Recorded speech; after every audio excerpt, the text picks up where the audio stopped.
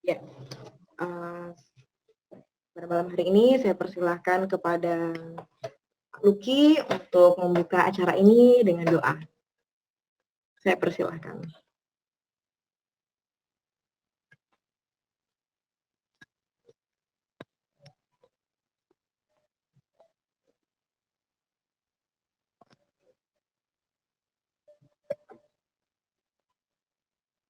Pak Lucky. Oke, baik. Jika Pak Lucky mungkin belum ada di tempat, saya akan membukanya dengan doa. Mari kita sama-sama berdoa. Bapa di dalam kerajaan surga, kami mengucap syukur untuk malam hari ini Tuhan. Kami tahu Tuhan segala sesuatunya bukan kebetulan. Kami tahu Tuhan segala sesuatunya Engkau telah rancangkan dalam kehidupan kami yang membawa kebaikan Tuhan. Dan pada malam hari ini Tuhan, kami satu di dalam tubuh-Mu Tuhan. Kami mendengarkan sabda firman-Mu Bapa. Biarlah apapun Tuhan yang kami dengar ini dapat kami terima, dapat mengubah pikiran kami, dapat mengubah apapun yang ada dalam pikiran kami Tuhan untuk menjadi serupa dengan gambaran-Mu Bapa. Kami percaya Tuhan, kami percaya Engkau yang pimpin acara ini dari awal hingga akhirnya. Inilah Tuhan kami, inilah Tuhan, apapun yang menjadi kehendak-Mu biarlah terjadi dalam kehidupan kami. Hanya di dalam nama Tuhan Yesus Kristus kami berdoa dan mengucap syukur. Amin. Saya persilahkan kepada Kak Risa Tresna untuk membawakan sabda firman Tuhan pada malam hari ini. Halo, shalom malam teman-teman semua. Shalom. Oke, thank you ya. Shalom ya. Bersyukur hari ini ya kita bisa ketemu lagi dan seperti biasa maklum ini masih tetap nggak bisa di screen file screen di share-nya. Jadi nggak tahu nih siapa yang boleh bisa bantu ya hari ini ya, bantu jadi adminnya, share screen-nya. Iya, saya bantu Kak. Cuma ada ini ya? saya buka dulu ya file-nya. Iya, sambil saya buka. Oke, thank you Ana.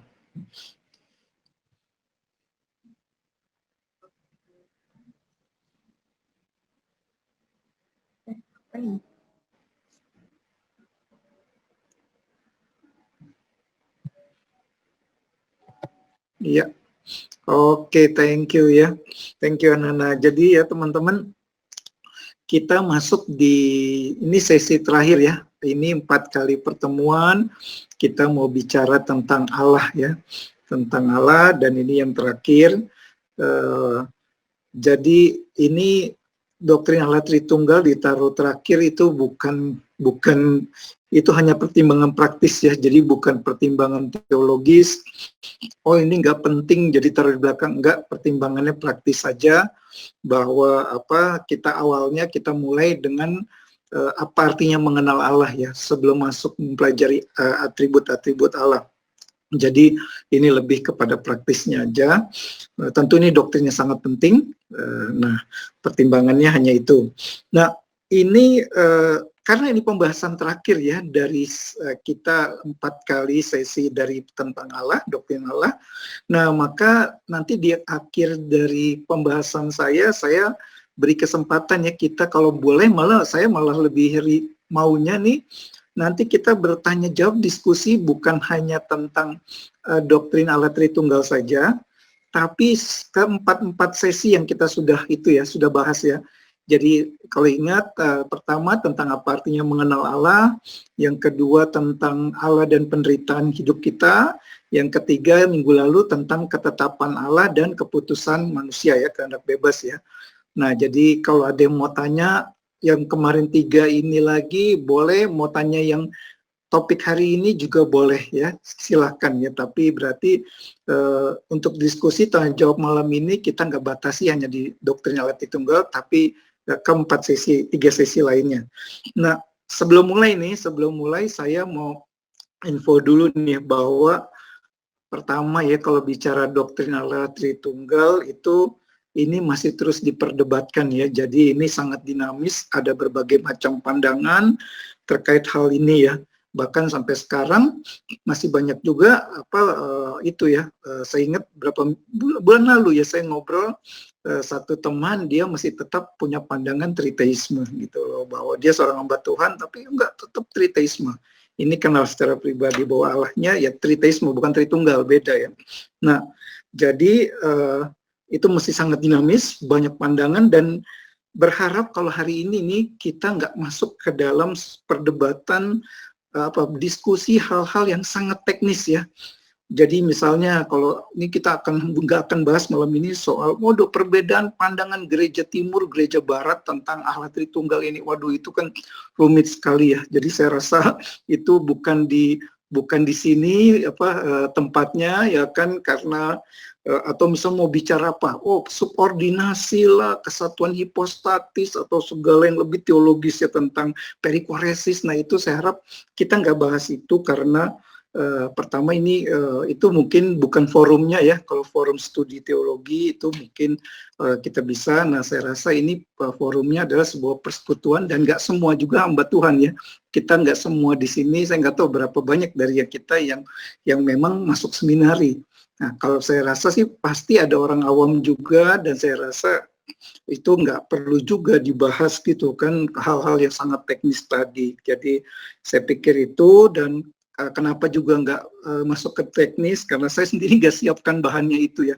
Saya nggak siapkan bahan sampai yang soal pandangan gereja barat timur yang rumit-rumit itu, dan menurut saya ini doktrin yang sangat rumit ya dari yang lain. Jadi saya pikir saya sendiri nggak berani jawab sembarangan gitu ya kalau doktrin Allah Tritunggal, karena saya terus terang juga kurang studi yang mendalam tentang hal ini.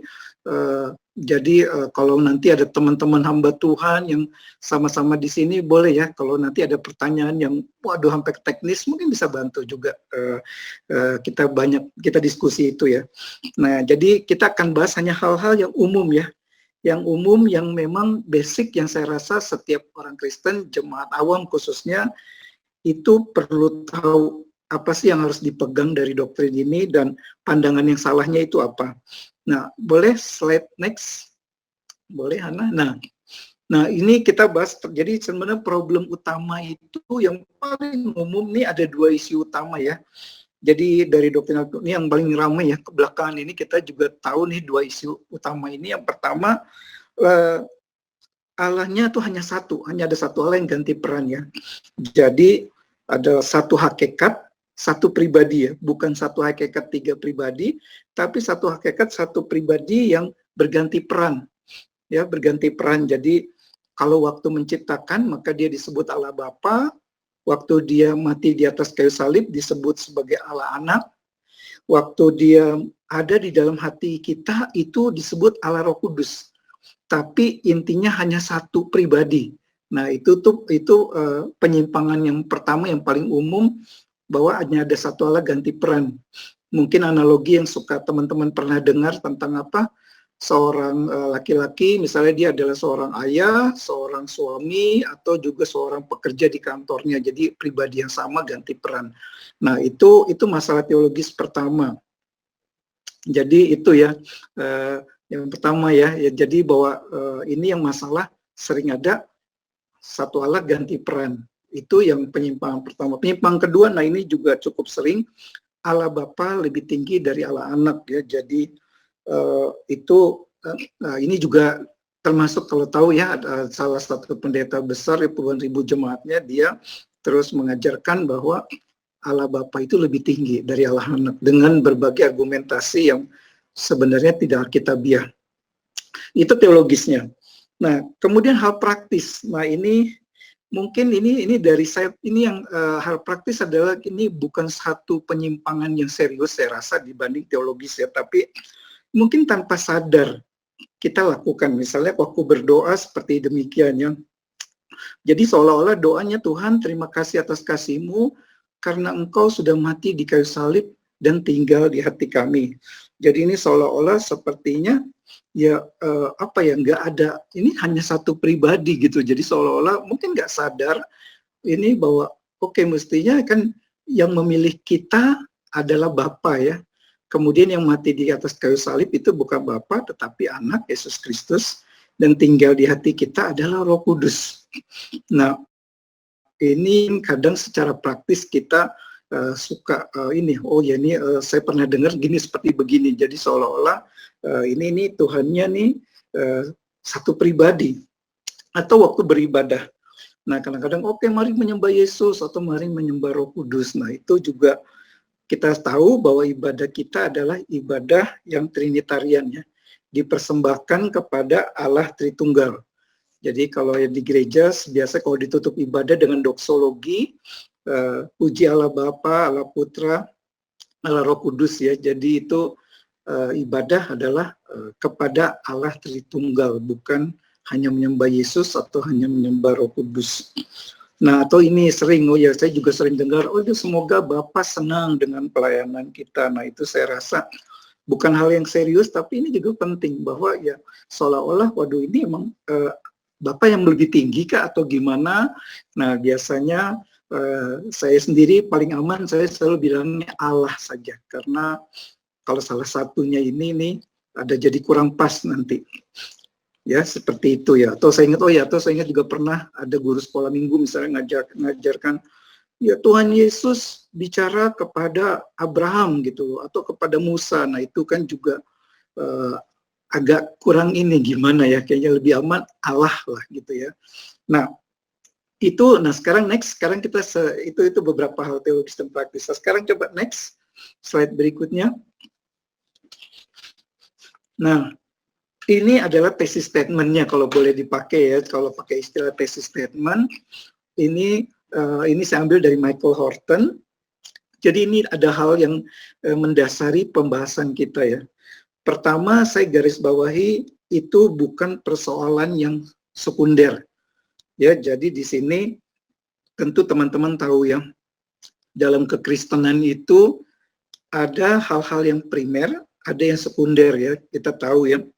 Yang primer adalah hal-hal yang substansial, yang sekunder itu yang tidak substansial ya. Yang primer tuh kita bicara hal-hal yang primer adalah hal-hal yang masuk core belief ya, core belief iman Kristen kita.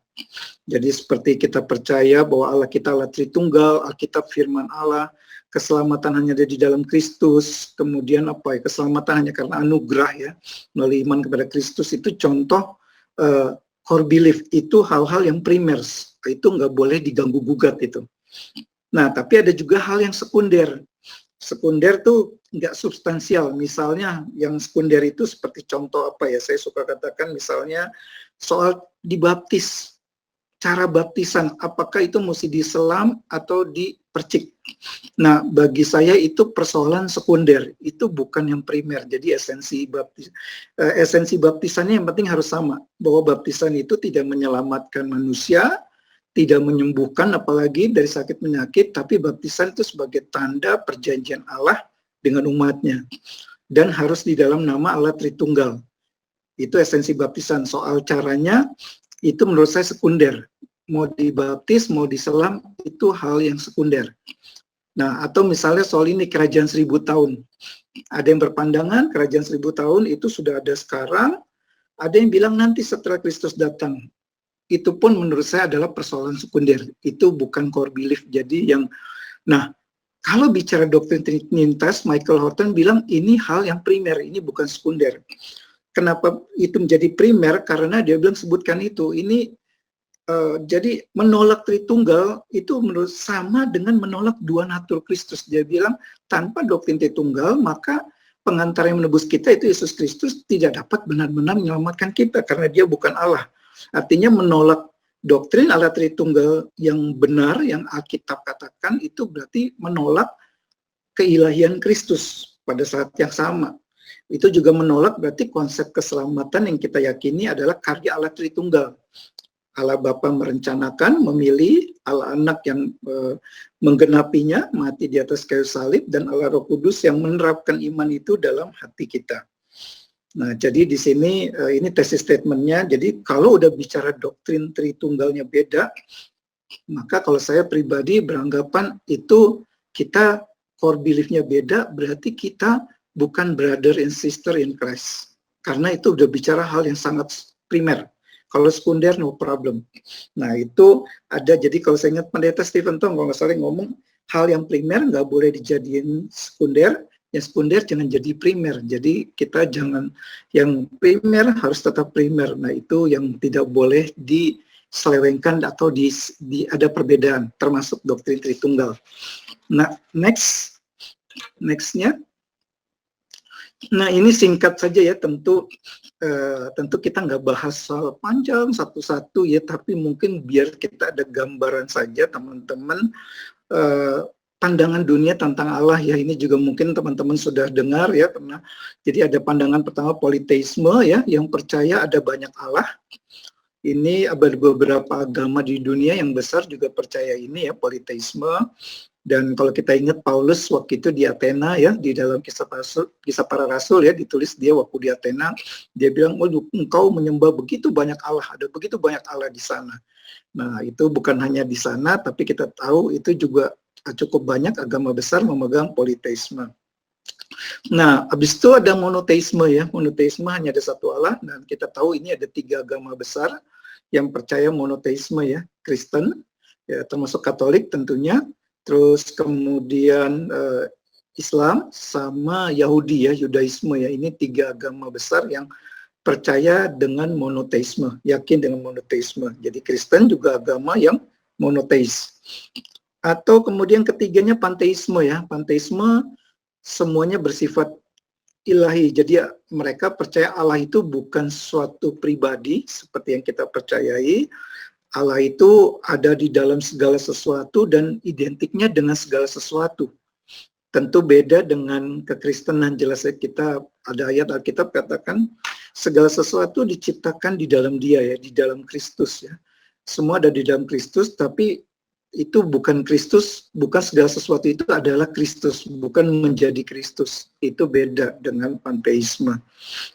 Nah, yang keempat, yang pandangan juga kita pasti suka sering dengar, ateisme ya, bahwa Allah itu tidak ada ya, Allah itu tidak ada di dalam pandangan mereka. Nah, menurut saya nih ateisme mungkin yang lebih menjadi tantangan bagi orang Kristen sepertinya di dunia Barat ya. Di dunia Barat itu tantangan sekali, makin banyak orang menjadi ateis ya, orang di Eropa atau mungkin di Amerika itu menjadi satu tantangan berat. Makanya para apologet mungkin di situ betul-betul tugasnya sangat berat karena mereka menghadapi tantangan ateisme ini yang luar biasa ya. Nah, atau kalau di Indonesia gimana? Saya rasa saya pernah baca satu buku yang menarik ya. Kalau nggak salah judulnya tentang ateis Kristen ya, orang Kristen ateis. Jadi, nah dia katakan di situ mungkin kita secara ideologis kita bukan ateis, kita teisme, kita percaya adanya Allah, tapi secara praktis jangan-jangan orang Kristen tuh banyak yang jadi ateis praktis, percaya adanya Allah tapi hidupnya tuh seperti Allahnya tidak ada juga. Jadi itu mungkin menurut saya lebih menjadi masalah juga, bukan hanya secara ideologi. Ideologi kita bisa percaya ada Allah, tapi secara praktis mungkin kita orang Kristen hidup seperti seorang ateis. Nah, itu buku itu menarik tuh, Christian Atheist kalau tidak salah.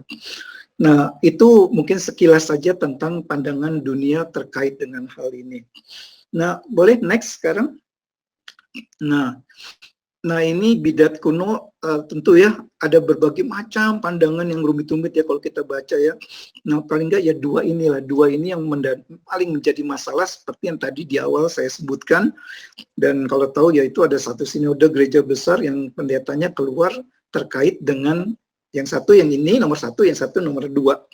Nah jadi ini yang pertama bidat yang Arianisme atau monarkianisme ya. Jadi mereka percaya bahwa yang Allah itu adalah Allah Bapa, sedangkan anak itu adalah ciptaan.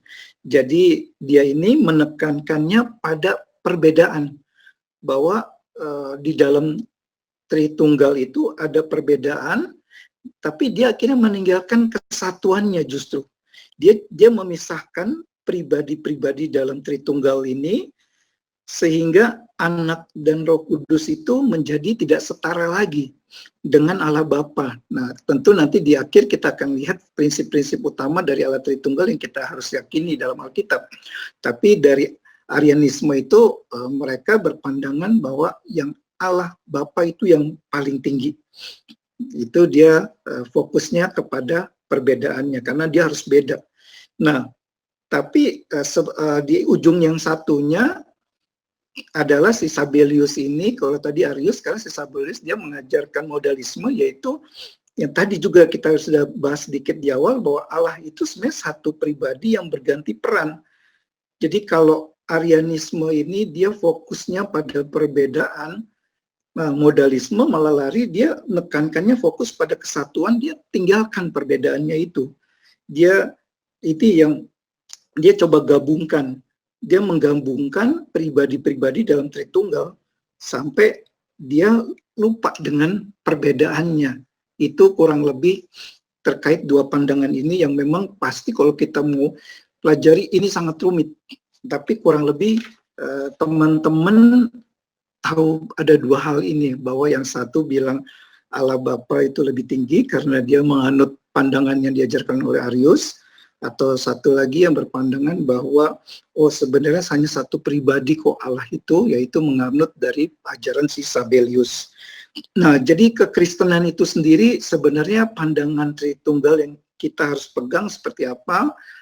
Next. Nah, ini next ya. Nah, ini saya ambil dari Westminster Confession of Faith ya. Jadi dia merumuskan rumusan yang Alkitabiat tentang Allah Tritunggal. Jadi kalau lihat dari rumusannya ini, kalimat ini dalam satu kalimat itu jelas di situ terlihat ada kesatuan, tapi sekaligus juga ada perbedaan. Jadi itu tidak terpisahkan, sekaligus tidak tercampur. Nah, jadi Allah Tritunggal seperti itu menurut kalau kita lihat dari kalimat ini ya. Satu, sekaligus ada perbedaannya, tidak terpisahkan, sekaligus nggak kecampur. Gimana caranya nggak terpisah, tapi juga nggak kecampur? Itu tidak mungkin kita memang pahami dengan akal pikiran kita. Jadi dari sini kelihatan ada satu hakikat ya, hakikatnya sama, yaitu Allah di dalam tiga pribadi. Bukan tiga hakikat, bukan satu pribadi, tapi satu hakikat tiga pribadi. Dari kalimat ini kita bisa lihat itu.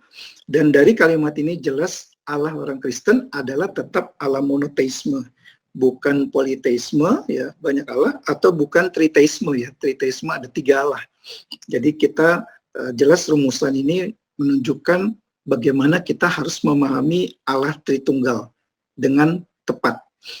Nah, slide berikutnya.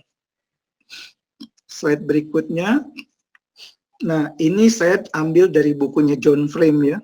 Jadi saya rasa ini dengan 5 poin itu mudah diingat, dan ini yang paling utama ya bagi kita jemaat ya, orang awam Kristen itu paling dia harus pegang 5 pandangan ini, 5 poin ini ya, supaya doktrin Allah Tritunggalnya itu tetap solid. Mau diajarkan seperti tadi, entah penyimpangan Bapa yang lebih tinggi dari Yesus, atau semua sebenarnya hanya satu pribadi ganti peran, nah itu pasti langsung menjadi mentah gitu argumentasinya, mentah dari 5 poin ini yang tidak boleh ada yang lepas. Ini 5-5-nya harus ada, begitu satunya lepas itu jadi pincang dan jadi udah nggak seimbang. Itu bukan Allah Tritunggal yang kita yakini sesuai yang Alkitab sampaikan. Jadi prinsip pertama yang kita harus pegang adalah itu Allah kita satu ya. Ulangan 6 ayat 4-9 ya, jelas Allah kita itu Esa. Jadi kita bukan percaya banyak Allah, bukan percaya 3 Allah, tapi hanya satu Allah. Itu fondasi yang penting. Allahnya satu, Esa. Kalau ada yang tanya, bedanya Allah orang Kristen sama Allah agama lain? Allah kita Allah Tritunggal. Tritunggal maksudnya 3? Enggak, satu Esa. Tetap satu, tapi yang kedua ini, poin kedua harus mengikuti, tapi satu ini hadir dalam 3 pribadi. Jadi Allah yang Esa ini itu hadir di dalam pribadi Allah Bapa, Allah Anak, dan Allah Roh Kudus. Nah, ini yang kalau satu aja lepas dari yang kedua jadi masalah. Tapi kalau hanya 2 lepas poin yang pertama itu juga jadi masalah. Seolah-olah jadi ada 3 nanti. Jadi tetap Allahnya harus satu, tapi langsung diikuti, tapi ada hadir dalam 3 pribadi. Nah, tapi yang ketiga ini juga harus diikutin. Poin ketiga, ketiganya sepenuhnya Allah. Jadi Allah Bapa adalah Allah, Allah Anak adalah Allah, Allah Roh Kudus adalah Allah. Jadi substansinya sama, bukan hanya Allah Bapa yang Allah. Nggak ada yang lebih rendah. Allah Bapa lebih tinggi dari Allah Anak, Allah Roh Kudus paling rendah, itu tidak ada. Jadi Itu poin ketiga, semua harus ada. Esa, 3 pribadi, dan yang ketiga, sepenuhnya Allah, bukan cuma Allah Bapa, tiga-tiganya Allah. Nah, yang keempat ini juga harus ada. Tiganya adalah pribadi yang beda, bukan satu pribadi yang ganti peran. Jadi Allah Bapa bukan Allah Anak bukan Allah Bapa, Allah Anak juga bukan Allah Roh Kudus, Allah Bapa juga bukan Allah Roh Kudus. Jelas itu 3 pribadi yang berbeda. Mungkin yang paling jelas di dalam Alkitab yang dicatat waktu peristiwa pembaptisan ya Tuhan Yesus ya di Matius 3 ya, dikatakan di situ anak yang jadi Yesus dibaptis, kemudian ada suara dari langit, inilah anakku yang kukasihi, Allah Bapa bersuara berfirman, kemudian ada Roh Kudus turun dalam rupa burung merpati ya. Jadi itu dalam satu momen yang sama 3 pribadi Allah ini muncul hadir. Jadi jelas bukan yang berganti peran, enggak, tiganya adalah memang pribadi yang berbeda. Jadi 1, 2, 3, 4 harus dipegang. Nah, yang kelima juga ini nggak boleh dilepas. Jadi ini tiganya berelasi di dalam kekekalan. Allah Bapa, Allah Anak, Allah Roh Kudus. Artinya tidak pernah ada satu masa, misalnya Allah Anak ini Yesus tidak ada, belum ada. Hanya Allah Bapa yang baru ada. Atau Allah Roh Kudus juga belum ada. Itu semuanya ketiganya sudah ada di dalam kekekalan. Nah, ini yang mungkin juga jadi banyak perdebatan tadi ya, pandangan para teolog-teolog, para bapak gereja tentang ini Allah Bapa, Allah Anak sebenarnya seperti apa ini?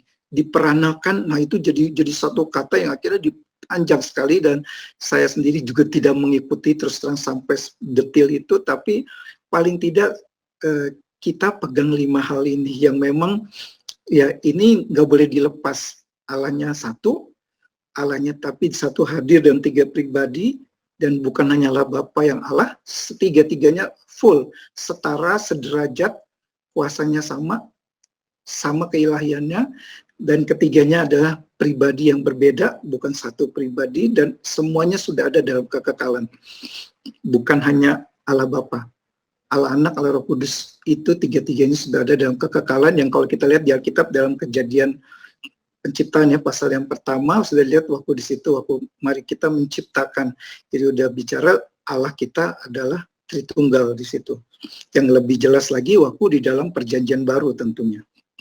Nah, ini prinsip utama yang saya rasa setiap kita, yang ini doktrinnya sangat sulit ya, jadi paling tidak kita pegang 5 hal ini, yang nggak boleh ada satupun yang lepas.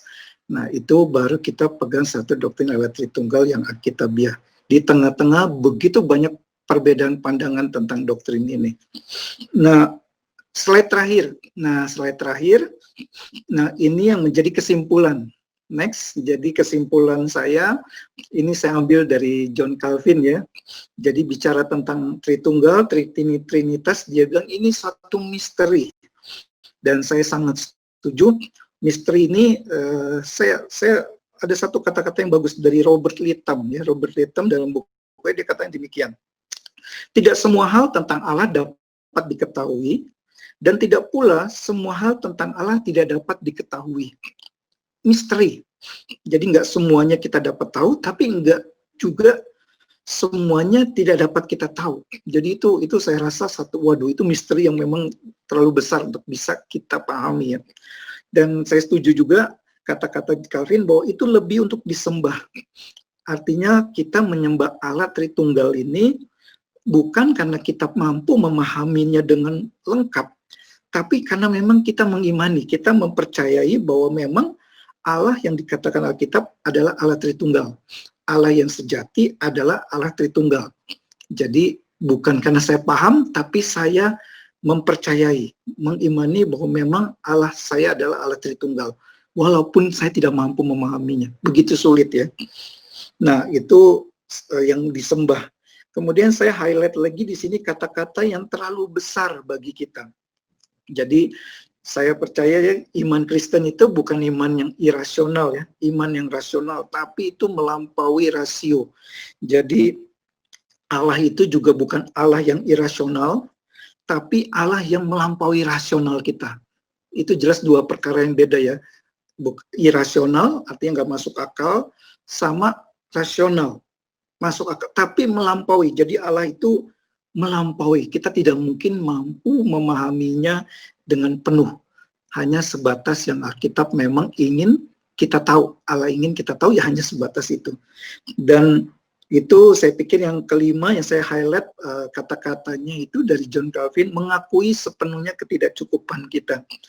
Nah, jadi saya rasa doktrin Allah Tritunggal ini nih seharusnya membuat kita itu makin rendah hati, makin sadar kita diperhadapkan dengan Allah yang begitu besar dan kita tuh begitu kecil, tidak akan mampu bisa memahami Dia.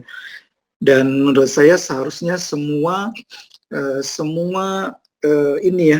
pembelajaran doktrin harusnya ujung-ujungnya adalah ini, membawa kita bersujud dalam penyembahan, mengakui bahwa kita itu begitu kecil di hadapan Allah.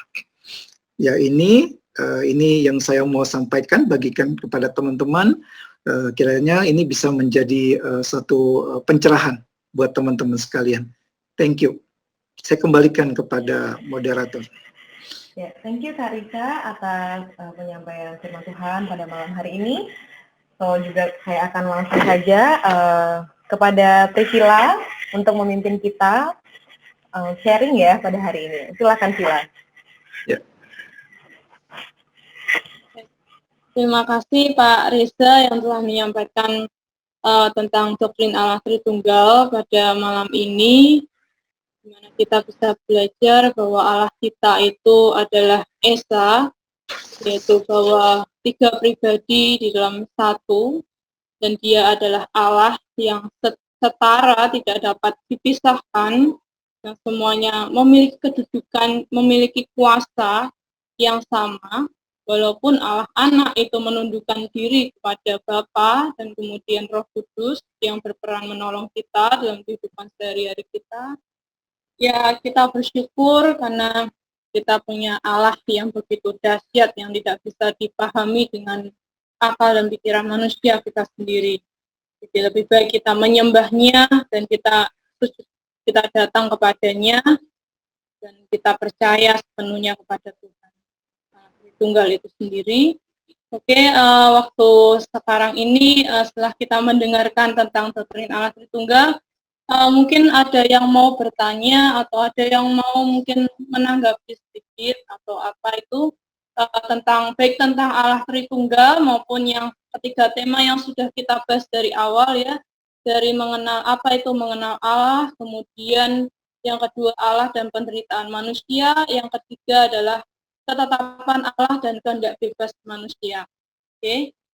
Saya mungkin persilahkan ada yang mau sharing atau ada yang mau bertanya, bisa di chat atau secara live langsung unmute gitu juga bisa.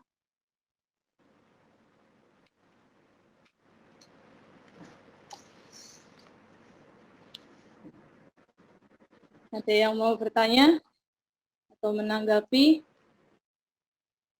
Silakan. Ini banyak yang baru juga, mungkin bisa memperkenalkan diri dulu mungkin. Coba saya Pak. Oh iya, Oh, iya. Pak Kris. Silakan. Ya. Halo Pak Kris. Ya, selamat malam. Selamat malam, senang Pak Kris, ada Pak Kris ya. Shalom. Shalom Pak Kris. Iya, terima kasih, saya udah dengar kajiannya cukup menarik ya. Iya. Kalau kita belajar malam ini, saya ingin artinya mau bertanya bahwa ada kelompok-kelompok dari gereja-gereja juga yang tidak mengakui Trinitas itu, seperti Yehova misalnya. Betul. Seperti Yehova. Oleh karena itu, dari agama-agama lain, saya memang menurut saya ya Pak, bahwa agama-agama monoteis itu cuma dua, yaitu Kristen dan Yudaisme. Kalau Islam itu banyak, itu sebetulnya menurut saya itu Islam itu mereka menyembah banyak dewa. Banyak dewa itu yang diungkapkan dalam kealahan mereka. Jadi menurut saya mereka bukan agama monoteis, tapi mereka itu penyembah berhala, banyak berhala. Dari kajian-kajian yang saya belajar dari sejak saya studi sampai jadi pendeta, saya belajar Islam. Ternyata apa yang dikaji oleh Christian Princes itu sebetulnya betul. Bahwa agama-agama monoteis itu cuma dua, yaitu Yudaisme itu, Yahudi itu, dan Kristen. Karena itu kalau bicara tentang Trinitas, banyak orang tidak memahami, apalagi dari kelompok yang bukan Kristen. Karena mereka menganggap Trinitas itu adalah banyak Tuhan. Karena mereka tidak mengerti teologi Israel itu sendiri. Pada saat, ya, kalau kita belajar tentang Ulangan pasal 6 itu, ya kan dibilang bahwa sebetulnya Allah kita itu Allah yang transenden dan imanen, yang mengharapkan kita itu mendengar kekuasaannya, mendengar kealahannya, mendengar kepastian kedaulatannya. Jadi kesatuan itu saya anggap bahwa kesatuan itu satu pribadi. Maaf ya Pak, artinya mungkin saya punya pemahaman, tapi perannya kan dikasih berbeda-beda. Satu pribadi, peran itu berbeda-beda. Memang dalam penciptaan itu dia katakan bahwa marilah kita menjadikan manusia menurut peta dan gambar. Kalau dipahami itu memang tiga pribadi. Kita pribadi yang jadi satu, tapi ketika saya belajar juga menyangkut Israel punya ya pengakuan, kalau bilang pengakuan iman Israel itu bahwa ketiga itu menjadi satu yang utuh. Untuk kita manusia itu diberikan untuk harus mengikuti, mendengar, ya, mengikuti dan melakukan. Itu batasan kita sebetulnya. Itu batasan bagi manusia sampai menyelidik tentang Allah, menyelidik kedalaman inti keilahiannya itu kita akan menemukan jalan buntu.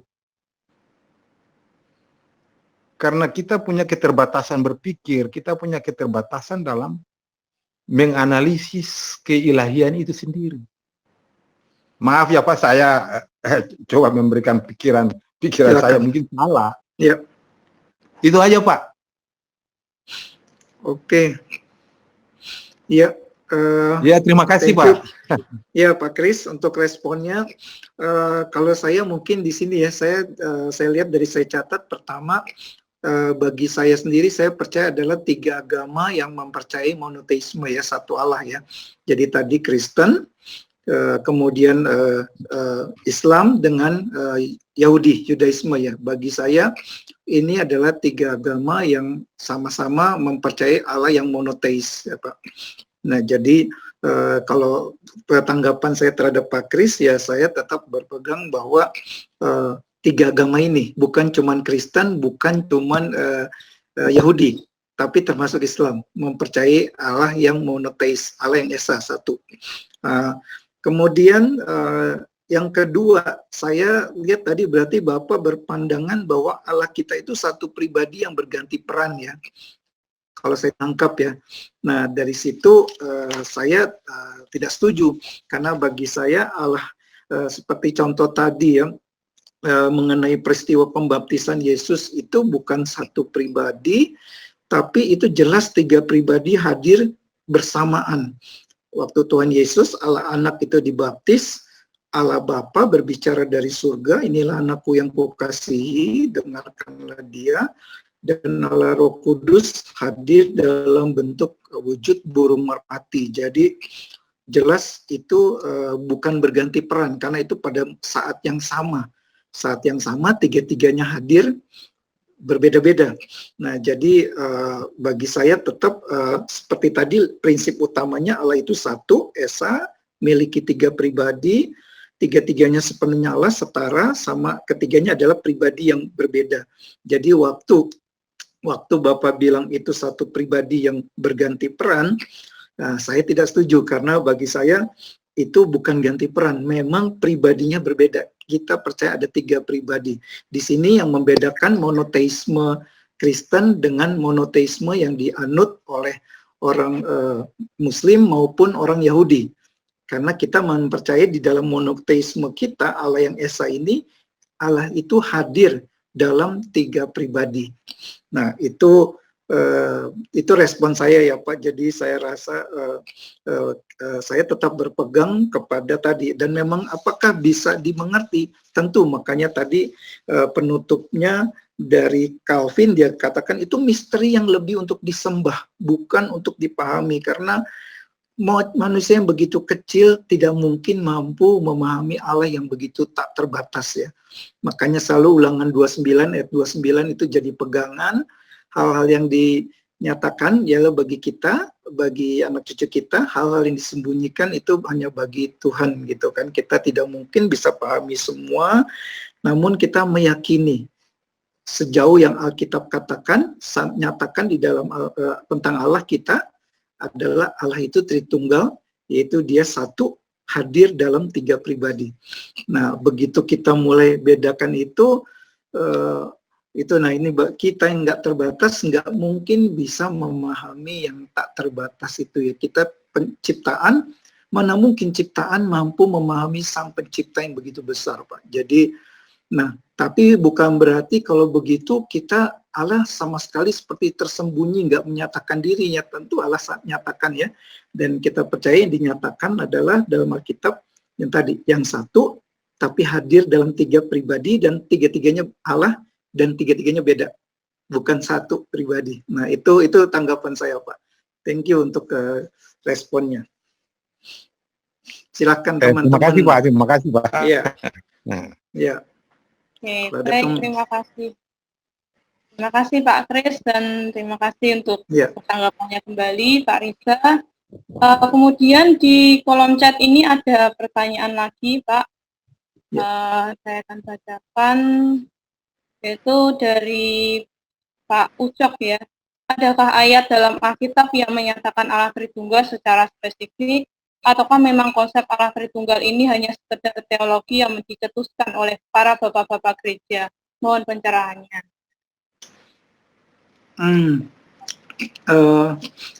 Pastinya memang ya, itu ada beberapa bagian. Saya lupa tuh, ada saya kemarin ini ada beberapa ayat yang sebenarnya itu ini ya, di dalamnya itu apa jelas ya, walaupun istilah Tritunggal itu sendiri nggak ada ya, istilah Tritunggal itu tidak ada dalam Alkitab, tapi kalau bilang ayat-ayat yang menunjukkan itu ada cukup banyak ayat, tapi memang kata Tritunggalnya itu sendiri itu memang tidak muncul ya, itu muncul dari para bapak gereja yang merumuskan konsep Allah Tritunggal ini, yang kita tahu ya waktu itu mulai banyak penyesatan sehingga akhirnya muncullah konsep Allah Tritunggal. Tapi kalau kata Tritunggalnya itu sendiri itu memang tidak ada dalam Alkitab. Tapi ayat yang menunjukkan tentang Tritunggal itu banyak. Itu sih. Baik, ya ini ada ayat dari Kak Eliada ya, yang beri, dan ada yang 3 yang beri kesaksian di bumi itu, yang roh dan air dan darah, dan ketiganya adalah satu. Oke, baik, untuk Pak Ucok apakah sudah cukup ditanggapi atau ada pertanyaan lagi? Ini Kak Acen mau bertanya? Ya, silakan. Ya, malam Kak Risa. Halo, malam Aceh. Iya. Ya cukup clear sih Kak. Ini mungkin menanggapi yang pertama terkait pemakaian istilah kali ya. Allah Bapa, Allah Anak, dan Allah Roh Kudus. Saya berpikir begini, bahwa pemakaian istilah itu, karena ada 3 kali kata Allah, itu memberi kesan sepertinya ya ada seperti 3 Allah. Jadi mungkin kalau tanggapan dari saya adalah pemakaian yang memang mungkin lebih aman adalah Allah Bapa, Anak, dan Roh Kudus. Kira-kira begitu Kak. Karena kita dalam konteks Indonesia juga istilah ini cukup mempengaruhi begitu ya. Sehingga seringkali sepertinya bukan menjadi yang pertama karena doktrin Tritunggal sendiri sudah cukup sulit dipahami. Yang kemudian kedua, penyampaian kita yang kadang bukan menjadi jembatan, tapi sebaliknya. Saya kaget waktu satu kali melihat di sebuah status di FB, dan itu mohon maaf, itu adalah pengajar di sekolah teologi Kak, dan beliau berkata begini, bahwa doktrin Tritunggal itu adalah doktrin yang istilah Tritunggal adalah istilah yang digunakan untuk memenuhi kebutuhan pada zamannya. Kemudian beliau berkata begini, dalam konteks Indonesia, istilah Tritunggal ternyata justru menjadi batu sandungan ketimbang jembatan tadi. Sehingga beliau punya argumentasi bahwa mungkin ada baiknya kalau kita orang Kristen Indonesia merumuskan teologi Tritunggal dalam istilah kita sendiri daripada mengekor teologi masa lalu. Ya tentu saya tidak setuju dengan itu gitu ya. Cuma mungkin itu tanggapan dari saya. Kemudian menambahkan tadi pertanyaan siapa yang sebelumnya yang menanyakan ayat tentang Tritunggal. Ucok atau siapa tadi ya? Oh iya.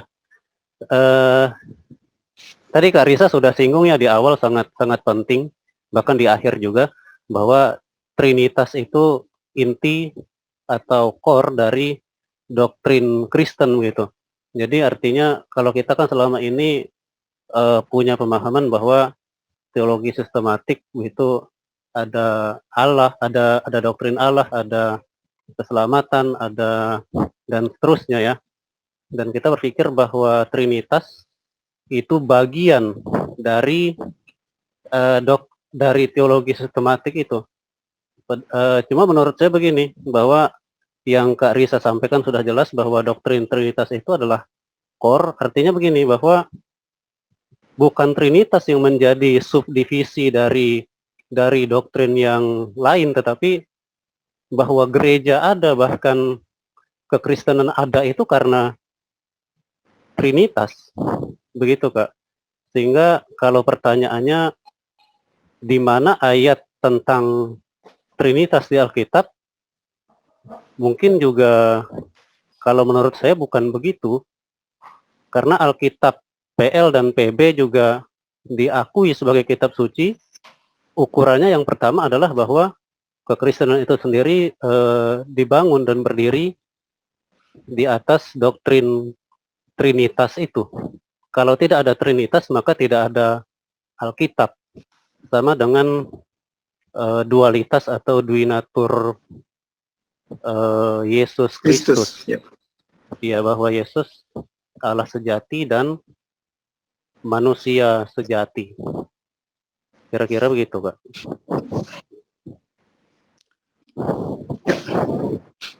Thank you. Langsung ditanggapi. Ya, thank you ya, Acen ya untuk tanggapannya, responsnya. Nah tadi kalau saya catat pertama, apakah menyebut Allah itu tadi jadi kesannya banyak gitu ya, kalau Allah Bapa, Allah Putra, Allah Roh Kudus ya. Apakah kita singkat aja ya, jadi Allah Bapa, Putra, Roh Kudus. Mungkin, nah di sini mungkin apa ya, tergantung kalau saya pribadi ya. Satu sisi itu memang yang kita sudah seperti contoh doksologi, puji Allah Bapa, Putra, puji Allah Roh Kudus. Jadi dipakai lagi mungkin itu pasti ada satu maksud tersendiri ya, dengan kalimat perlu Allahnya itu juga dicantumkan sekali lagi, entah itu untuk menegaskan kesetaraan Allah ini ya, bahwa bukan cuma Allah Bapa, tapi Allah Anak juga adalah Allah, Allah Roh Kudus juga adalah Allah. Nah, bagaimana supaya tidak terjebak menjadi jadi tiga Allah. Nah tentu akhirnya balik lagi ke 5 prinsip utama tadi ya, bahwa tetap kita satu ya kan, tetap satu yang hadir dalam 3 pribadi, ketiga-tiganya Allah. Ya memang dengan menjelaskan demikian akhirnya orang bisa aware bahwa waktu kita bicara Allah Bapa, Allah Anak, Allah Roh Kudus, tiga-tiganya pakai kata Allah, ini bukan berarti ada 3 Allah, tapi mau menunjukkan ketiganya benar-benar setara.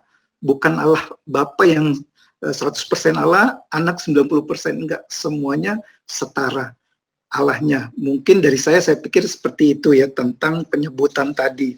Nah, lalu soal tadi, apakah kalau saya catat berarti itu jadi batu sandungan?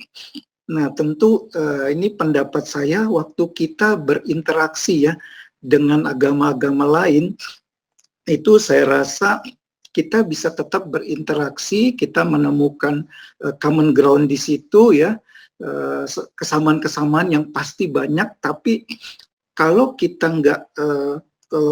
nggak menyebutkan tentang Allah kita adalah Allah Tritunggal, saya rasa itu kita salah ya di situ ya, karena saya rasa tetap kita bisa berinteraksi tetap dengan agama-agama lain, tapi dengan punya satu keyakinan yang memang itu eksklusivitas dari kekristenan, bahwa Allah kita ya Allahnya Tritunggal. Itu bagi saya tidak boleh kita kompromikan di situ ya, di bagian itu, karena kalau tidak ya tadi, apalagi tadi sudah Acen sebutkan, itu paling dasar banget, itu masuk dari core belief kita, doktrin yang primer bukan sekunder. Jadi itu benar-benar kalau kita berinteraksi terus kita bilang iya Yesus sebenarnya bukan Allah sih, waduh saya rasa itu udah jadi problem di situ ya. Nah ini setuju. Nah berarti kita ya cari common ground, tapi tanpa kita bisa berinteraksi tanpa mengkompromikan ya. Kita punya keyakinan iman Kristen yang tadi Acen sudah bilang bahwa itu menolak Tritunggal, Allah yang setara, itu otomatis kita menolak 2 natur Kristus juga. Akhirnya karena di dalam Allah Tritunggal tadi ketiganya setara, kita tolak itu berarti kita menolak 2 natur Kristus, dan kita juga menolak konsep keselamatan di dalam kekristenan yang kita yakini itu karya Allah Tritunggal. Allah Bapa yang memilih, Allah Anak yang datang ke dalam dunia mengambil rupa manusia, dan Allah Roh Kudus yang menghidupkan kita, membuat kita lahir baru, yang menerapkan iman dalam hati kita. Jadi ketiganya itu bekerja bersama-sama dalam keselamatan. Jadi itu sangat basic banget. Itu saya setuju tadi Acen bilang, itu adalah fondasi bicara kepada Kristus dan soal keselamatan kita. Seperti itu mungkin ya dari saya tanggapannya. Baik, terima kasih sudah ditanggapi juga oleh Pak Reza. Dan ada pertanyaan lagi dari chat ini. Kalau seseorang sudah percaya Yesus sebagai juru selamat, lalu kemudian dia meninggalkan Yesus, apakah dia diselamatkan dari Tuhan Yesus?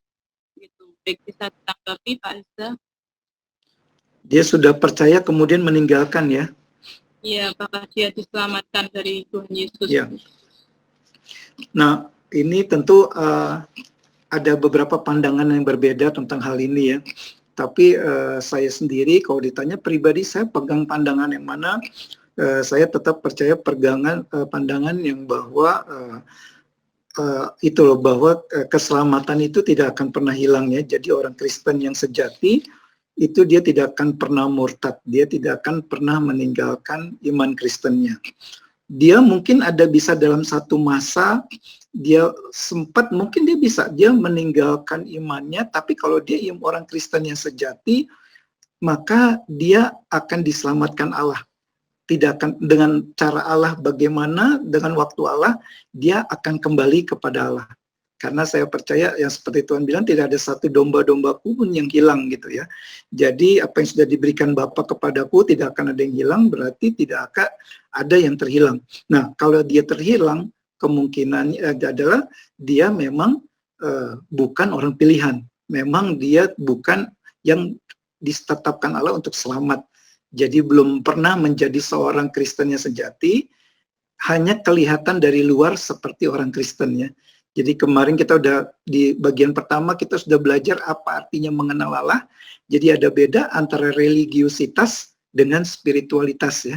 Religiusitas ya udah kita bisa ke gereja, kemudian kita bisa bahkan melayani Tuhan ya kan, tapi itu bisa hanya sebuah religiusitas, formalitas agamawi, bukan spiritualitas. Jadi orang Kristen harus jelas ada beda juga, ini dia apakah sudah Kristen yang sudah lahir baru atau yang belum lahir baru, cuman dua pilihan itu sih. Kalau yang dia udah lahir baru, bisa nggak dia di tengah perjalanan imannya, dia kemudian sempat meninggalkan Tuhan. Itu bisa saja terjadi, tapi dia pasti bisa Tuhan akan selamat tetap. Tidak akan kehilangan keselamatannya. Saya percaya itu. Jadi kalau orang yang meninggalkan Tuhan, sampai dia meninggal, dia tidak berbalik kepada Tuhan, maka ya saya sendiri berpandangan berarti dia memang bukan orang umat pilihan Allah. Itu sih paling kalau dari respon saya. Baik, terima kasih Kak Risa. Jadi tidak ada keselamatan di luar Kristus Yesus yang kita imani ya. Ya, di dalam nama anak Kristus Yesus, di dalam namanya kita bisa diselamatkan. Dan kemudian ada pertanyaan lagi dari Kak Ucok, yaitu apakah kalau Tritunggal itu hanya sebuah doktrin, bolehkah orang Kristen tidak dipaksa untuk menganut doktrin Tritunggal, tetapi tetap masih percaya pada keberadaan Allah, Yesus, dan Roh Kudus? Bisa ditanggapi Pak Risa. Bahwa kalau dia percaya doktrin Tritunggal, tapi bolehkah orang itu tidak dipaksa untuk menganut doktrin Tritunggal, tetapi tetap masih percaya pada keberadaan Allah, Yesus, dan Roh Kudus? Nah ini, saya pikir pertanyaan ini jadi tidak pegang Allah Tritunggal, tapi tetap percaya Yesus ya, seperti gitu ya kalau saya nangkep ya. Nah, saya rasa waktu pertanyaan ini saja sudah terlihat seperti seolah-olah kita bisa tetap memegang konsep Tritunggal seperti yang dengan 5 prinsip tadi, tapi kemudian kita tidak percaya itu, tetapi kita mempercayai Yesus. Seperti itu ya berarti ya, kita tidak memegang konsep Tritunggal yang 5 poin tadi, tapi kita tetap mempercayai Yesus. Nah, saya rasa ini satu masalah karena ya tadi kita mempercayai Allah kita bukan hanya satu pribadi. ada 3 pribadi. Jadi kita menyembahnya pun menyembah Allah 3 pribadi tadi, Allah Bapa, Allah Putra, dan Allah Roh Kudus. Nah, jadi kalau kita bilang saya mau hanya tetap percaya Yesus, tapi menolak yang konsep Tritunggal yang itu, ya agak agak kurang tepat, saya rasa ya, agak aneh gitu, karena ini adalah satu basic dasarnya tadi. Jadi dasarnya kita bicara mau mengakui dua natur Kristus 100% manusia, kita juga Kristus adalah 100% adalah Allah. Nah, itu harus ada di dalam Tritunggal. Kita percaya keselamatan, bahwa itu hanya bisa yang menanggung hukuman dosa dunia itu hanya bisa Allah, Kristus. Tidak ada manusia yang bisa. Berarti kita harus pegang juga doktrin Allah Tritunggal, bahwa Yesus setara dengan Allah Bapa dan dengan Allah Anak dan Roh Kudus.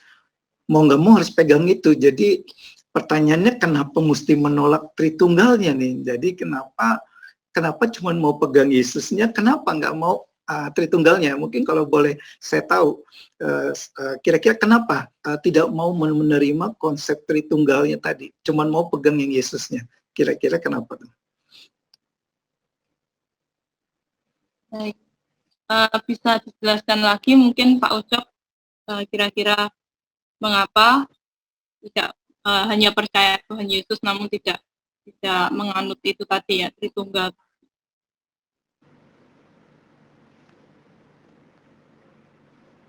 Halo Pak Ucok,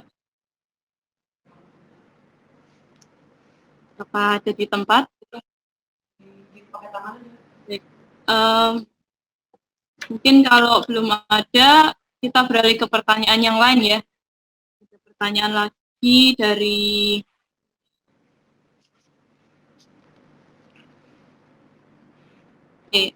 dari Pak Wilhelmus Batlayeri ya.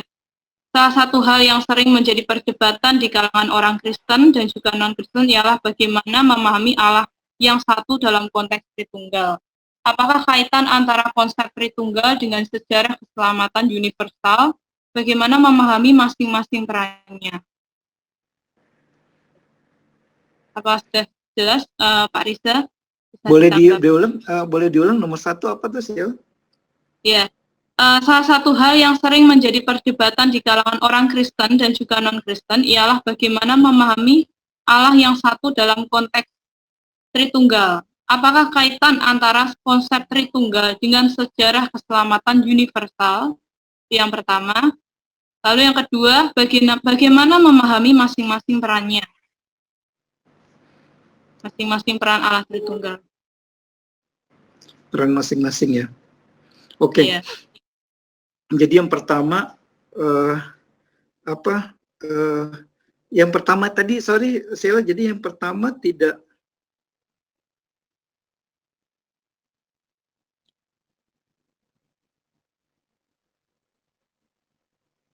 Yang pertamanya tadi apa, Sheila?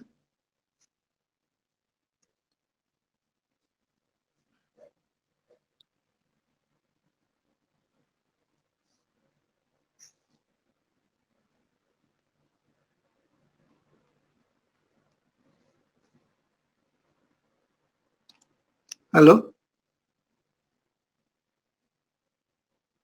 Yang pertama tadi apa tuh, Sheila?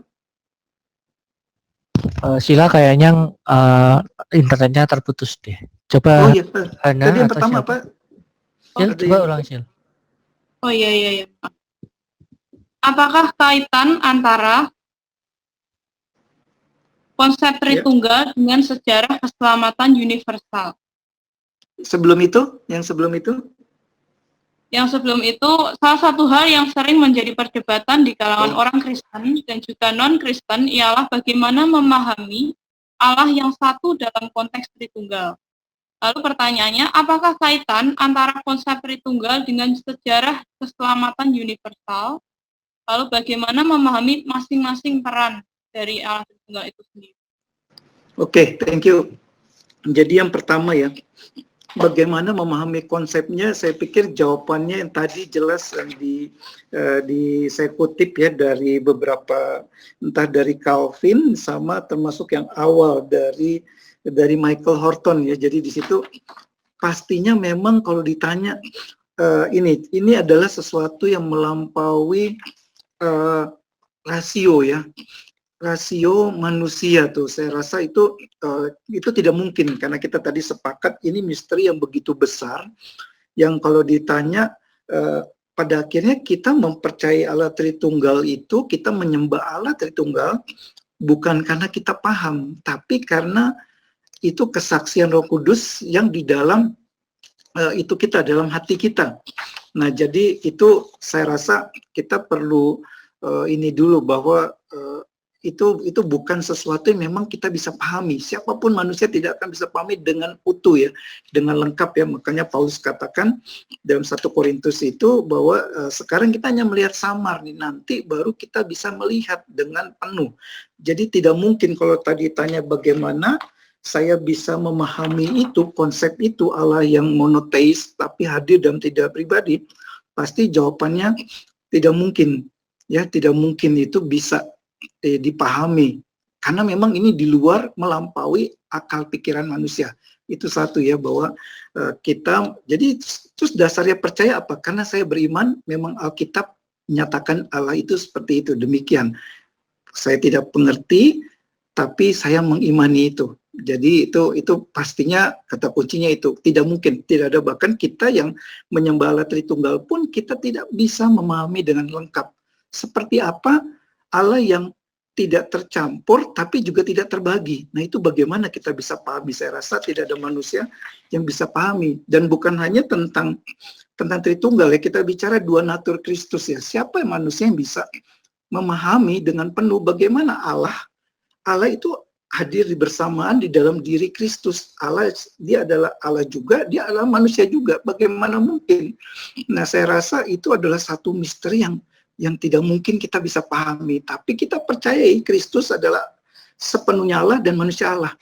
Walaupun kita tidak mengerti bagaimana itu cara bekerjanya Allah, kita tidak mungkin mengerti, tapi kita mengimani. Jadi pada akhirnya balik lagi bahwa hanya bisa kita imani.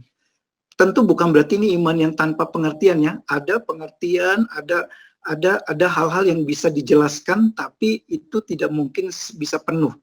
Jadi tidak mungkin orang itu mencoba untuk dia menjadi orang Kristen percaya karena dia mengerti dengan tepat konsep Allah Tritunggal. Kayaknya itu saya pikir sulit ya, karena kita aja yang Kristen kita nggak mengerti dengan tepat. Ini misteri yang begitu besar.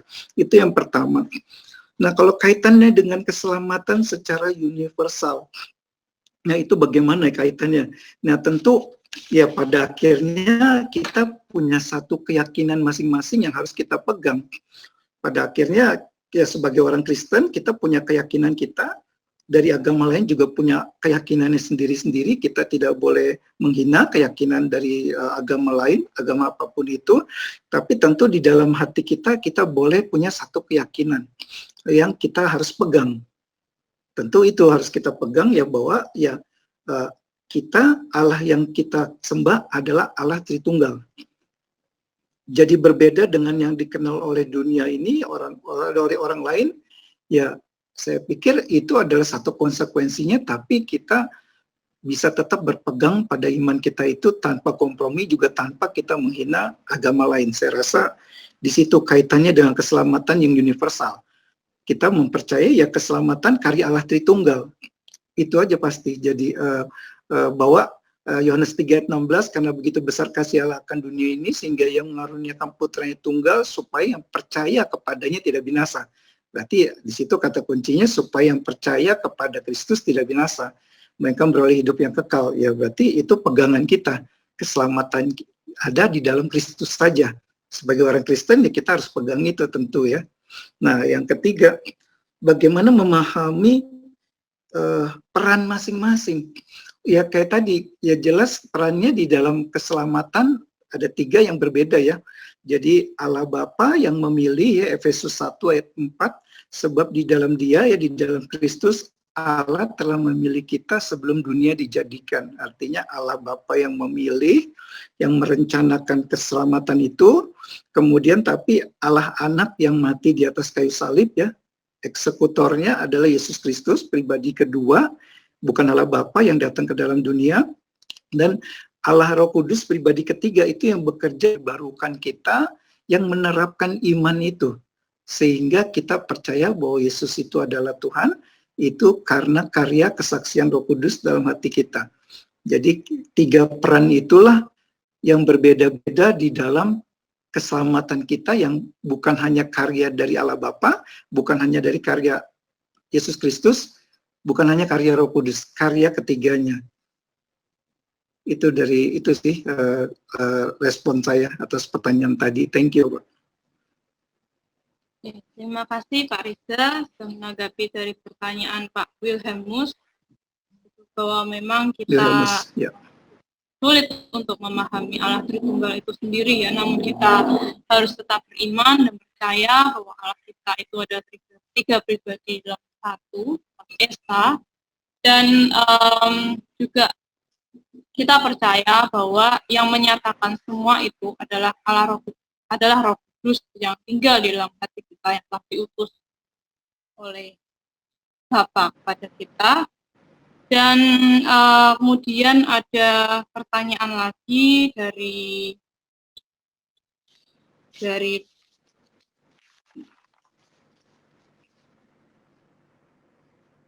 Pak Rio,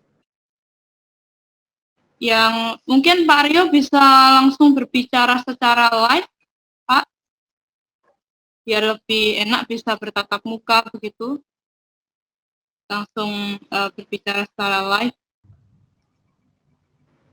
Pak Rio mungkin. Ya, terima kasih. Halo Pak Rio, malam Pak Rio. Selamat malam Pak Pendeta Risa. Ya, saya menyatakan sekaligus bertanya. Ya. Seperti yang saya tulis dalam kolom chat, kalau kita melihat di channel YouTube ya, soal orang berdebat soal Trinitarian, Unitarian, dan kemudian kita di kalangan Kristen saling menyesatkan. Padahal kalau kita baca sejarah perdebatan terkait persoalan ini, kalau saya pribadi itu lebih berbau politis, karena ada intervensi raja untuk memutuskan teologi mana yang doktrin mana, ajaran mana yang harus diikuti, sehingga akhirnya Arius dipinggirkan. Dan problemnya doktrin yang problematik ini dia dibawa ke Indonesia ketika kekristenan masuk. Dan sampai hari ini kita juga, saya kira kita sudah tidak berdebat soal Trinitas ya. Ternyata sampai saat ini orang masih berdebat soal Trinitas. Mengapa kita tidak fokus untuk kita orang Kristen Indonesia fokus pada pengembangan teologi kontekstual ya, yang menjadi problem kita hari ini, sebab kekristenan yang dibawa oleh Eropa adalah kekristenan rasa keju sampai hari ini ya. Kita jarang memiliki teologi rasa jagung bose misalnya orang Timur, atau rasa ubi kayu ya untuk orang-orang di timur sana, atau rasa nasi gitu. Jadi kita terjebak dalam perdebatan yang tiada habis-habisnya. Karena yang kesimpulan dari Pak Pendeta Esra di akhir dengan mengutip Yohanes Calvin itu sangat menarik. Tuhan itu misteri. Ya. Saya membaca Karen Armstrong, Sejarah Tuhan. Bagi saya itu Tuhan, dia selalu terkait dengan konteks lokal. Dia merupakan refleksi iman yang diwujudkan oleh manusia dalam konteks lokalnya. Dan itu dia bersifat pribadi. Dan siapapun manusia dia mau merumuskan Tuhan seperti apa, sah-sah saja. Persoalan kita agama Kristen, kita butuh doktrin supaya kita punya pagar. Punya pagar untuk menyatakan ini menyimpang, ini tidak menyimpang. Di situ letaknya. Tapi mari kita mulai tinggalkan, sebab kita di Indonesia punya persoalan yang lebih ruwet, lebih kompleks, dan kita masih terjebak pada perdebatan teologis yang bagi saya sampai ayam kencing pun tidak akan selesai. Ya, mari kita fokus pada pengembangan teologi kontekstual di Indonesia, sebab kita orang Kristen mengalami split identitas. You Kristen Ambon atau Ambon Kristen, atau you Kristen Batak atau Batak Kristen. Senin sampai Sabtu you hidup sebagai orang Batak, hari Minggu hidup sebagai orang Kristen, kita mengalami split identitas. Sebab itu tadi yang saya bilang, teologi kita masih teologi rasa keju, masih sedikit teologi rasa pisang gorengnya, rasa kolak pisang yang khas Indonesia. Jadi itu persoalan kita, Pak Pendeta ya. Jadi mari saya mengajak teman-teman untuk lebih fokus pada praksis. Karena Tuhan itu misteri, dan mari ketika Yesus bertanya kepada Bapak Ibu Saudara, menurutmu siapakah aku? Jawablah menurut apa yang engkau ketahui, yang engkau baca dari Alkitab. Rumuskan secara pribadi, jangan takut. Ya, bahwa nanti gereja bilang sesat, tidak sesat, itu urusan belakang. Iman adalah urusan refleksi imanmu dengan Tuhanmu. Yang kita tahu, kita kenal dalam Yesus, that's it, cukup. Ya. Jadi, itu aja mungkin saya merasa gemas orang Kristen di Indonesia karena masih terjebak pada perdebatan-perdebatan teologis yang sampai hari ini kita tiada henti-hentinya. Mari kita berbuat. Indonesia semakin kacau, Bapak Ibu Saudara-saudara, makin menuju pada keterbelahan. Dan kita orang Kristen sudah minoritas, kita saling sesat menyesatkan, saling sudut menyudutkan. Kalau saya menggunakan bahasa filsuf Hannah Arendt, kita sementara melawan kekuatan-kekuatan jahat. Mari kita menghimpun kekuatan-kekuatan baik untuk melawan kekuatan-kekuatan jahat yang hari ini bekerja di Indonesia, ingin menghancurkan Indonesia, ingin menghancurkan kekristenan.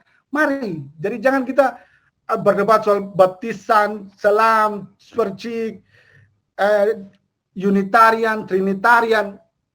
Tinggalkan itu. Ya, tinggalkan itu. Mari kita fokus pada pengembangan teologi kontekstual di Indonesia. Terima kasih. Minta maaf kalau panjang. Terima kasih. Oke, Pak Rio, terima kasih sekali. Bisa usul, Pak. Bisa usul, Pak. Iya. Bisa usul. Iya. Sebelum Bapak jawab, saya usul boleh? Boleh. Gimana Pak Kris? Iya, terima kasih Pak Pendeta dan moderator. Saya minta maaf, saya mau usul satu. Apakah kita bisa tinggalkan doktrin Trinitas itu, yang kita pakai itu hanya Tuhan yang Maha Esa? Karena Yesus bilang, kalau kamu kenal aku, kenal juga Bapakku. Hendaklah kamu satu sebab aku satu adanya. Tuhan Allah bilang begitu, Pak Toh. Sehingga doktrin dari bapak-bapak gereja ini juga seringkali membuat, kalau kita belajar satu persatu, kita juga jadi pusing, Pak. Saya ini sampai sudah tua ini, saya juga jadi pusing dengan Trinitas. Tapi yang saya percaya itu adalah Tuhan itu satu, yaitu Allah Bapa, Anak, Yesus Kristus, dan Roh Kudus dalam satu kesatuan. Itu saja, Pak. Jadi kalau mungkin kita debat tentang Trinitas ini yang tadi dibilang oleh Bapak yang tadi itu memang betul tidak akan selesai, Pak. Masing-masing orang dengan dia punya doktrinnya. Yang saya mau itu kita bilang saja, Tuhan itu Tuhan yang Maha Esa. Tuhan itu satu. Kita tinggalkan doktrin Trinitas itu sih, karena itu menjadi alat dari kelompok agama lain yang selalu kritik kita banyak. Katanya kita ini banyak menyembah Allah. Ya, jadi saya tanggapi. Itu Pak. Saya usul itu, Pak. Oke, ya Pak. Tanggapi oleh Ya. Pak Rio. Ya, saya tanggapi ya Pak Rio, Pak Kris, makasih. Jadi gini, jadi memang kalau tadi mengikuti dari awal ya, saya dari awal makanya sudah berikan beberapa poinnya bahwa tentu ini perdebatan ini nggak akan pernah habis-habisnya ya. Pegandangan gereja timur, gereja barat, para teolog sekarang pun itu nggak akan ada habisnya, itu akan begitu banyak pandangan gitu kan. Ada triteisme, ada tritunggal, tinggal pilih, ada banyak ya. Cuman pertanyaan saya, kalau tentu kita memang berarti apakah kalau gitu kita tidak perlu debatkan? Saya langsung berpikirnya demikian sih. Apa jadinya kekristenan ini kalau hal-hal yang primer ya, kita harus bedakan ya, yang primer sekunder ya. Sekunder yang tadi ya soal bicara cara dibaptis itu nggak usah mau problem tuh, mau dibaptis, mau diselam kah, mau dipercik, itu baptis nggak ada jaminan masuk surga kan.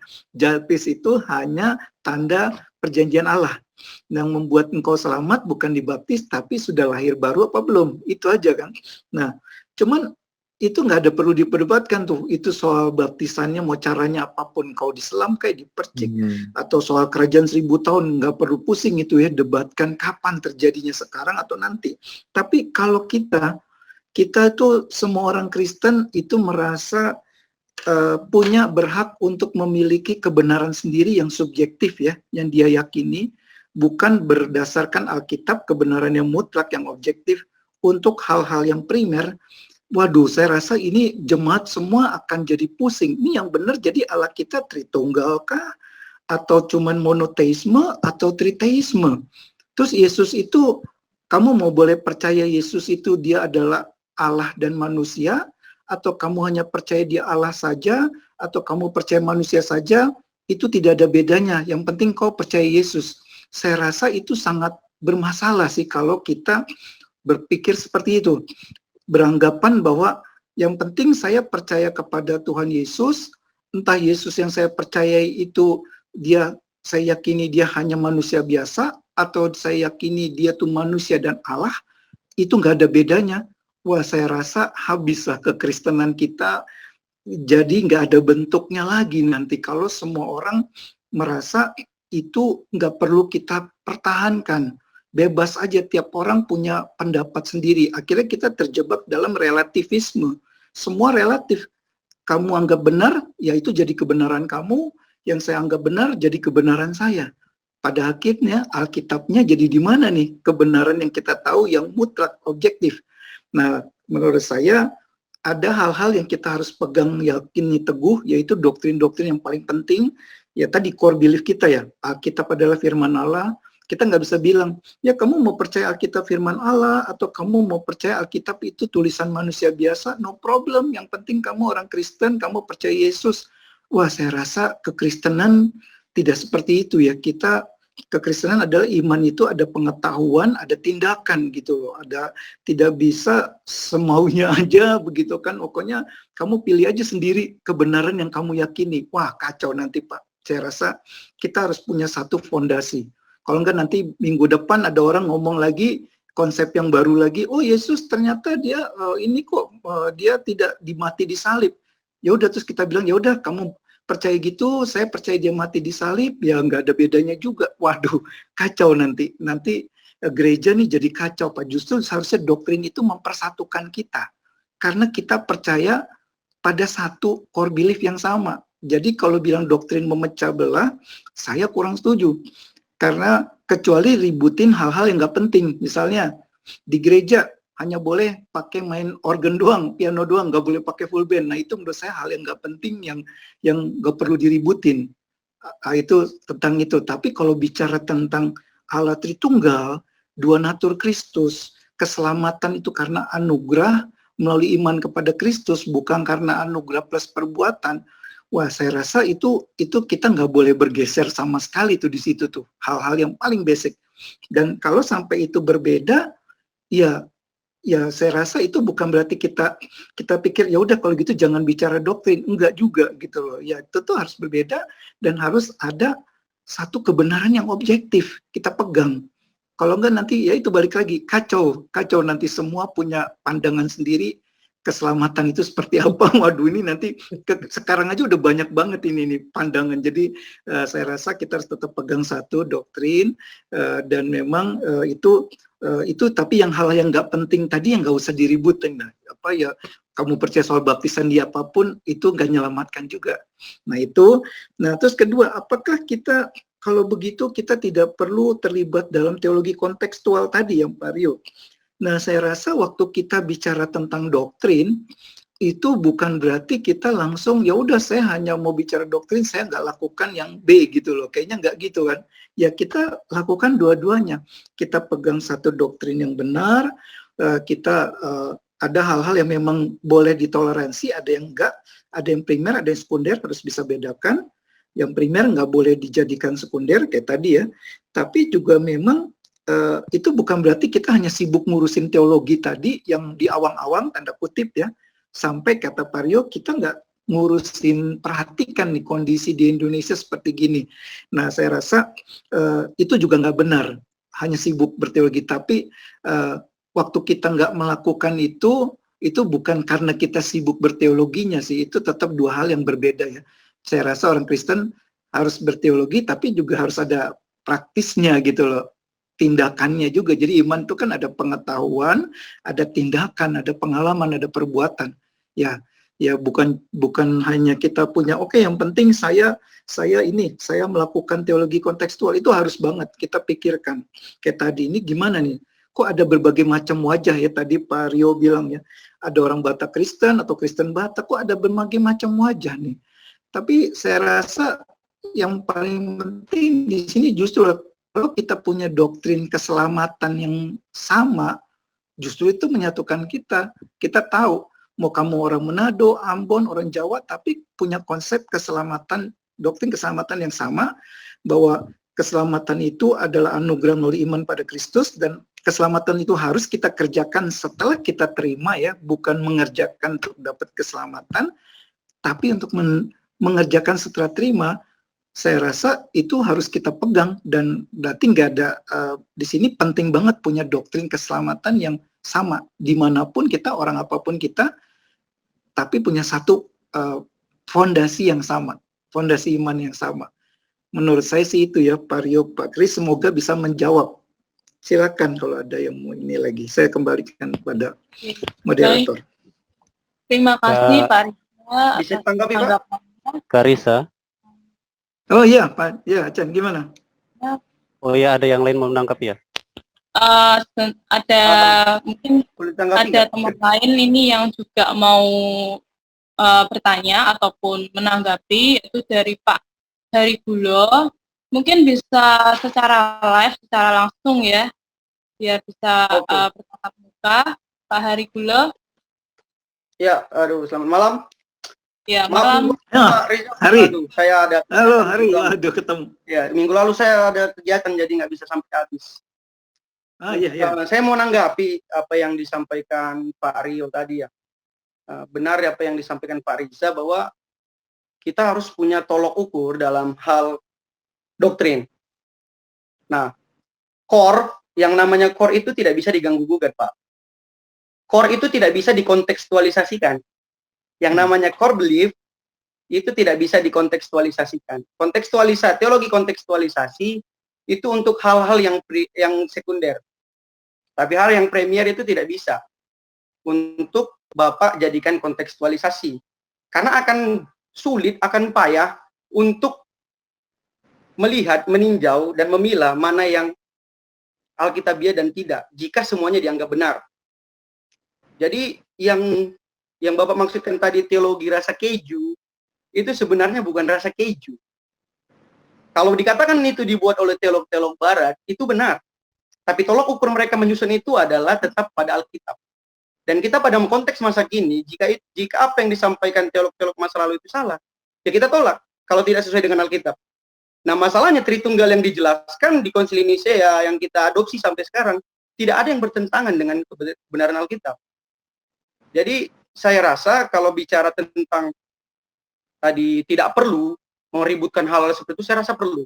Karena perlu ada garda terdepan, menjaga pintu gerbang pemahaman yang benar, yang alkitabiah tentang doktrin. Karena bagaimana kita mau jelaskan kontekstualisasinya, kalau hal itu kita belum sepakat gitu loh. Tidak salah untuk teologi kontekstualisasi itu bagus. Dalam hal setelah kita sepakat dulu, memiliki tolok ukur yang pas mengenai dasar iman kita. Ya tadi core belief-nya udah dikasih tahu Pak Riza ya. Di natur Kristus, Tritunggal, itu bukan hal-hal yang bisa dikesampingkan, itu harus kita sepaham. Nah, menurut saya juga mengenai tadi yang Pak Krisya, yang satu lagi tadi ya, saya hanya percaya Allah yang Esa tadi. Nah, Esa itu harus diterangkan, Pak. Kebenaran Alkitab kita menerangkan Allah Esa itu seperti apa. Jadi kita nggak bisa percaya hanya bilang, oh saya percaya Tuhan yang Esa. Ya, Tuhan itu Esa. Tapi kita harus bisa terangkan, karena Alkitab juga menerangkan hal itu. Kita harus bisa terangkan, karena tolok ukur kita kembali dari Alkitab tadi. Jadi sebagai orang Kristen, kita harus berpresuposisi pada Alkitab.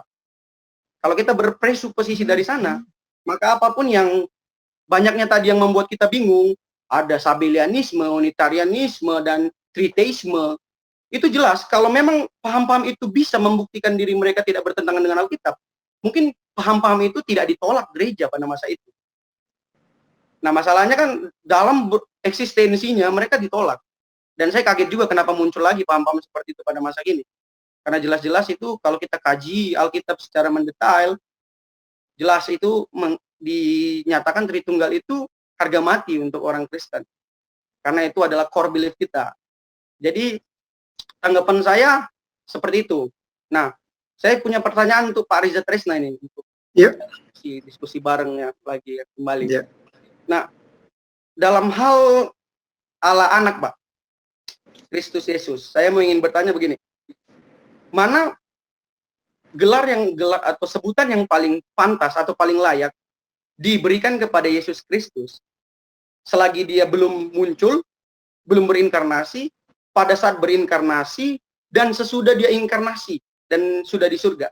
Apakah gelar yang pantas dan layak disebut itu Allah anak atau anak Allah?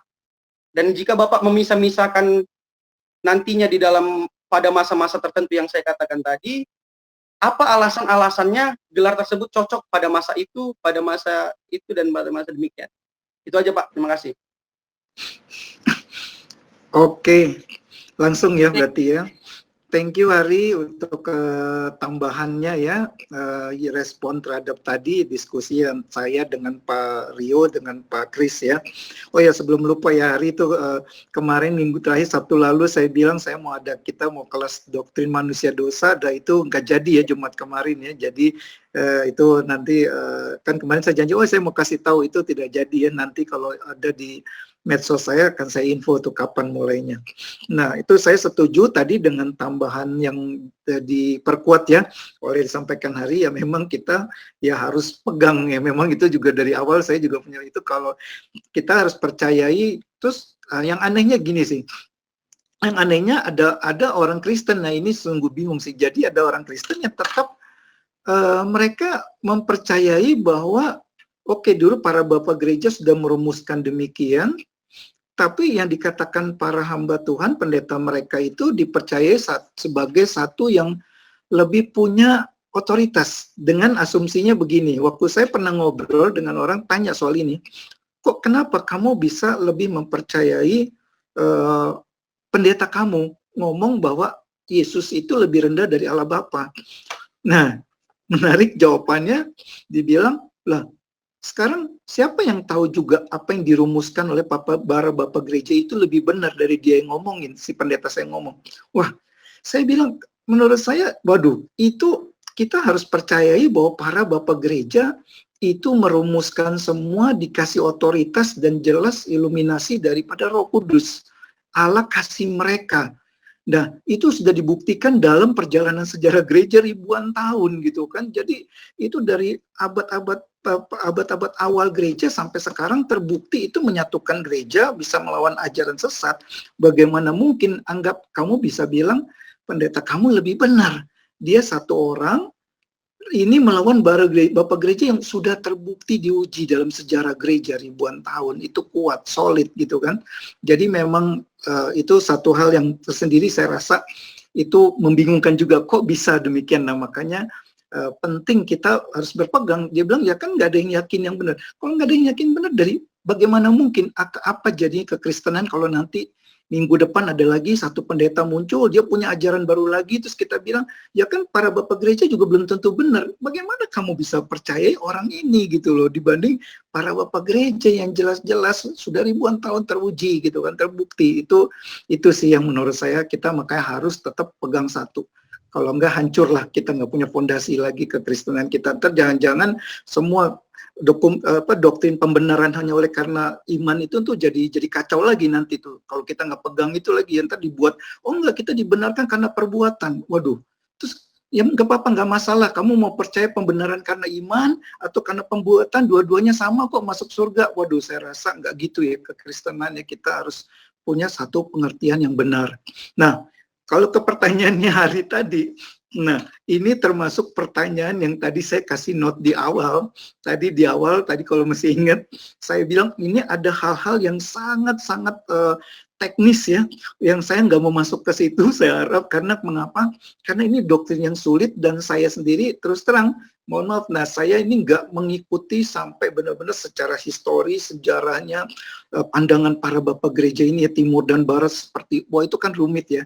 Nah jadi, dan daripada saya jawab itu nanti malah salah, saya takut itu, jadi saya rasa saya nggak berani menjawab yang itu, karena itu ini, karena saya nggak punya cukup satu studi yang untuk bisa saya berani jawab. Untuk yang ini ya, ini termasuk yang tadi saya bilang perdebatan yang sampai ke teknis.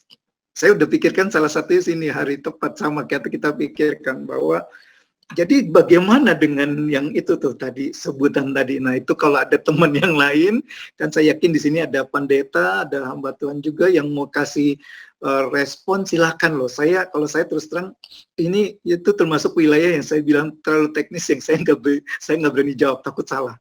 Nanti malah jadi sesat lagi, saya nggak mau. Jadi silakan kalau ada yang itu. Tapi itu mungkin jadi satu PR yang perlu saya juga tahu. Kalau ada teman-teman yang bisa bantu jawab, boleh nih, kita sama-sama bisa diskusi nih, silakan loh kalau ada yang mau bantu ini, coba menjawab pertanyaan hari ini, silakan dengan senang hati. Saya minta maaf dulu Pak ya, soalnya saya tadi masuknya di tengah, jadi saya nggak dengar di awal note-nya tadi.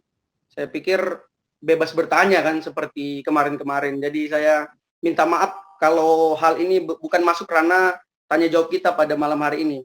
Jadi saya kurang tahu karena tadi saya masuknya itu setelah ada penjelasan tentang ada catatan dalam diskusi malam hari ini. Tapi jika mau dijawab juga, ya kita sama-sama belajar, bisa sharing juga teman-teman.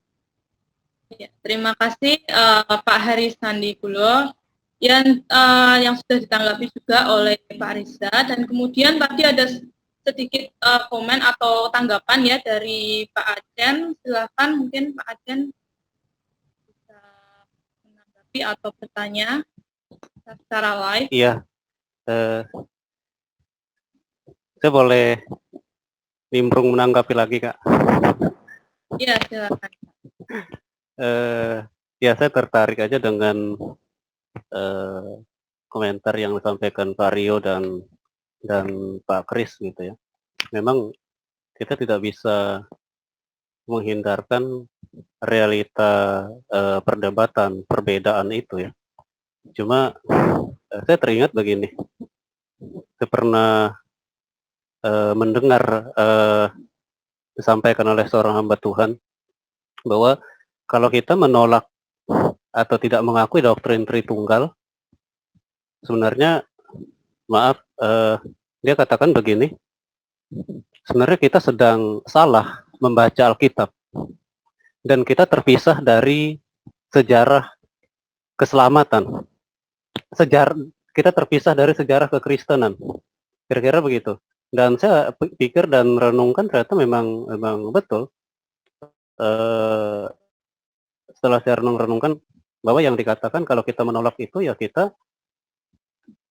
mungkin kita sedang keliru membaca Alkitab, karena ya Kak Risa sudah tekankan di awal dan di akhir tadi juga bahwa pagar kekristenan kita, core belief kita ya yaitu Trinitas dan natur Kristus. Ya memang misteri gitu ya. Cuma tadi pagi saya juga ikut Zoom dari Pendeta Joas Adi Prasetya tentang Allah Tritunggal juga. Pak Joas bilang begini, ada juga di beberapa video beliau, memang Allah itu misteri, tapi misteri itu bukan seperti puzzle yang kita harus otak-atik dan kita begitu harus ketemu seperti kita menyusun puzzle, bukan. Tapi misteri itu harus kita imani dan kita rayakan. kita imani. Jadi bukan karena misteri itu sepertinya kita sulit untuk memahami dan memang betul, lalu bukan berarti bahwa membuat kita tidak mengimani dan tidak memproklamasikan itu. Sehingga apa yang tadi Pak Kris katakan, kalau kita hanya mau kalau dalam anggapan saya mungkin apa ya namanya, mengorbankan doktrin kita kali ya. Padahal justru sebaliknya itulah keindahannya. Keindahan bahwa itulah yang menjadi kekasan dan membedakan kita paling berbeda dari agama dan kepercayaan yang lain. Jadi misteri itu mari kita imani dan kita rayakan, sama seperti bahwa perbedaan mungkin dalam konteks Indonesia, konteks kita mungkin cukup sulit dan bertentangan dengan kepercayaan yang lain, tapi bukan berarti harus kita kemudian mengambil jalan aman dan sama sekali melupakan doktrin yang luar biasa bagus itu, Kak. Terima kasih. Baik, terima kasih Kak Acen. Ada mungkin bisa ditanggapi Pak Riza? Boleh ditanggapi? Iya. Silakan Pak Riza. Di unmute dulu, Kak. Oh iya. Oke ya, oh iya, thank you ya Acen, itu saya setuju ya. Jadi satu, untuk melengkapi bahwa kita kekristenan kita ada yang berakar pada sejarah ya. Jadi kita tidak bisa terlepas dari itu. Dan wah, itu tadi ngomong Pak Yowas ya, waktu saya kuliah juga itu pas saya dapat mata kuliah teologi agama-agama ya. Itu yang ngajar adalah beliau ya, Pak Yowas tuh. Itu memang luar biasa. Saya ingat tuh waktu itu beliau mengajar tentang Tritunggal ini ya. Wah, menjelaskan tentang semua tuh yang pokoknya sangat rumit, tentang perikoresis semua itu, dan saya rasa itu luar biasa. Dan betul, itu saya setuju bahwa kita harusnya menemukan keindahan itu walaupun nggak bisa pahami dengan penuh. Dan itu jelas tidak ada di agama manapun yang punya konsep Allah yang Tritunggal seperti kita yakini ya. Jadi harusnya waktu kita menemukan itu membuat kita makin terkagum bahwa ini Allah yang memang justru kalau Allah itu harus begitu besar sehingga kita tidak mampu pahami sih. Kalau Allah itu bisa kita pahami dengan penuh 100%, dia berarti Allah yang kecil itu bisa kita pahami dengan otak kita. Justru waktu kita tidak pahami, itu menunjukkan memang dia Allah yang melampaui pemikiran manusia, dan tapi kita dikagum, terbuat makin kagum. Allah itu begitu besar, bayangin, bisa pahami bagaimana Allah Bapa, Putra, Roh Kudus itu satu, Esa. Nah itu harusnya sampai ke tahap gitu ya, memahaminya. Dan tentu betul, jadi waktu kita berinteraksi dengan agama lain, tentu kita tidak boleh menghina, tidak boleh memaksa, kamu harus percaya Allah saya Allah Tritunggal, tentu nggak boleh. Tapi kita tidak juga boleh kompromi ya. Kita punya satu keyakinan yang kita pegang bahwa kalau ditanya Allah kamu apa? Allah saya adalah Allah Tritunggal. Nah, saya rasa itu beda ya. Kita tidak menghina, tidak memaksa, tapi punya satu keyakinan yang kita harus pegang. Itu menurut saya sih demikian. Thank you ya, Acen, untuk tambahannya. Sama-sama, Pak. Baik, terima kasih. Karena waktunya sudah jam 8.50 ya, jadi hari ini kita... Saya mau tanggapi Pak Bulo, bisa? Saya kasih komen. Ya, sebentar. Boleh saya sedikit? Saya pikir ada orang lain punya bagian. Jadi supaya yang lain kebagian. Saya sudah kasih ingat Priscilla tadi kan? Iya, baik. Maaf Pak Kris ya, karena waktunya juga sudah set. Dan mungkin saya kasih satu kesempatan lagi untuk teman-teman lain yang mau menanggapi ataupun mau bertanya, satu saja.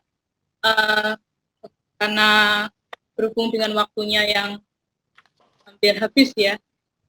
Silakan kalau ada yang mau menanggapi, atau mungkin Dokter Luki atau siapa yang mau bertanya atau menanggapi. Atau kalau mungkin sudah cukup, ya karena waktunya mepet, kita akan lanjut dengan doa. Sebelumnya saya mau menyampaikan terima kasih dulu, dan hari ini kita belajar banyak, yaitu di mana Allah Tritunggal yang 3 pribadi namun adalah Esa, dan tentunya itu adalah hal yang sulit ya untuk kita pahami, tapi kita beriman, kita percaya bahwa Allah kita adalah Allah Tritunggal dan ada keselamatan di dalam Kristus Yesus. Dan juga kita nggak bisa berbicara di luar hal-hal yang kita ketahui ya, karena Paulus ini memberikan pengajaran itu di dalam tidak keluar dari apa yang dia tidak ketahui. Jadi jangan kita berbicara di luar hal-hal yang kita sendiri tidak tahu ya, seperti itu. Dan terima kasih untuk semuanya, dan kemudian kita akan lanjut dengan doa. Doa akan dipimpin oleh Kak Eliada. Persilahkan Kak Eliada. Ya, selamat malam, shalom semuanya.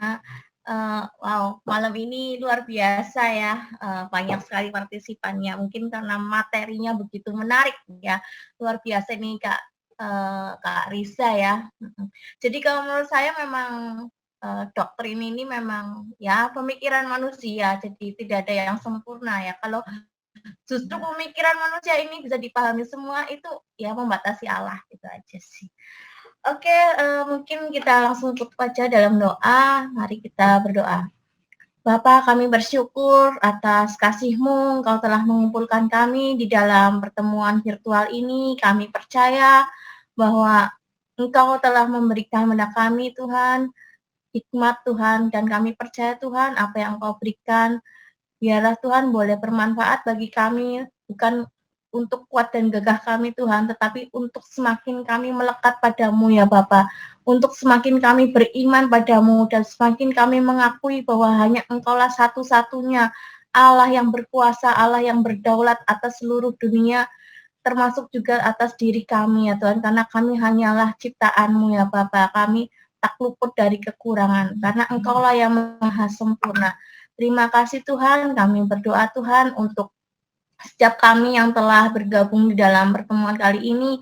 Kau berikan kepada kami Tuhan perlindungan, kekuatan dimanapun kami berada, malaikat-Mu menyertai, Roh Kudus berserta pada kami Tuhan, sehingga kami diluputkan dari segala mara bahaya, kami diluputkan dari hal-hal yang jahat ya Bapa, karena Tuhan kami percaya Engkau sayang kepada anak-anak-Mu ini. Terima kasih ya Bapa, kami berdoa Tuhan, Engkau berkati pertemuan ini Tuhan, biarlah Tuhan Kau berkati juga Kak Risa yang telah sharing Tuhan, Kau berkati setiap kami ya Bapa, agar kami boleh semakin beriman, boleh semakin kuat di dalam Engkau. Terima kasih Tuhan Yesus, kami berdoa, haleluya, amin. Amin. Sebelum ada live, ada doa bersama dulu. Terima kasih ya, Pak Risa. Sama-sama Pak Kris, Pak Rio, terima kasih semua juga teman-teman. Terima kasih Kita mau- teman-teman. Thank you Kak Risa. Thank you Makasih. semuanya. Bisa dibuka kameranya semuanya ya, Bapak-bapak, Ibu-ibu, dan saudara-saudara semua bisa dibuka kameranya. Bisa minta tolong Melisa ya untuk foto ya, foto bersama ya. Oh. Kak Mary sis, Kak Mary yang bantu. Oh Kak Mary, ya Kak Mary.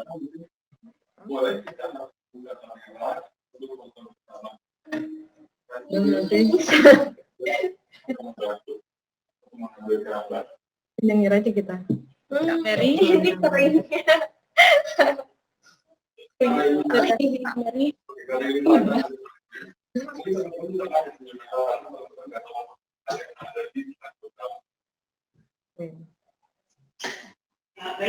Udah. Oke, udah sis. Ya, sudah ya. Oke. Ya, selamat malam. Terima kasih banyak Pak Kris Thank you. Haitati, Pak Rio Iya. Somahu, Terima kasih semua Pak Rio ya teman-teman. Bro Heri Gulo, Sudah bergabung. Ya, Ya, Pak Gulo. Nah, Thank you Salam. semuanya. Sis Olivia di Manado, Sis Kanisea Purba. luar biasa juga. Saya senang dengan Ya, senang Bapak Pendeta.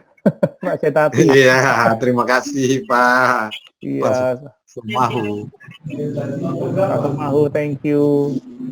Thank you semuanya. Bung Risa, thank you ya. Sama-sama. Sama-sama, thank you semua. Iya.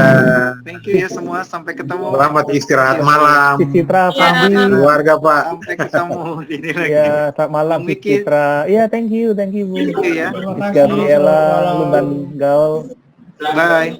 Saya live ya. Bye. Oke, sampai ketemu. Yo, God bless ya. Bye. God bless. God bless pada semuanya. Ya, God bless. Bye. Hai, aduh Elsa. Hai Akhirnya bisa Elsa. datang juga. Halo, maaf telat banget. Setengah 9 tadi aku baru join. Sorry. Oh, pasti padat banget ya. Iya, soalnya tadi ada ibadah penghiburan, Kak. I see. Di Lampung ya? Suara yang mana sih yang Sis Gabriela.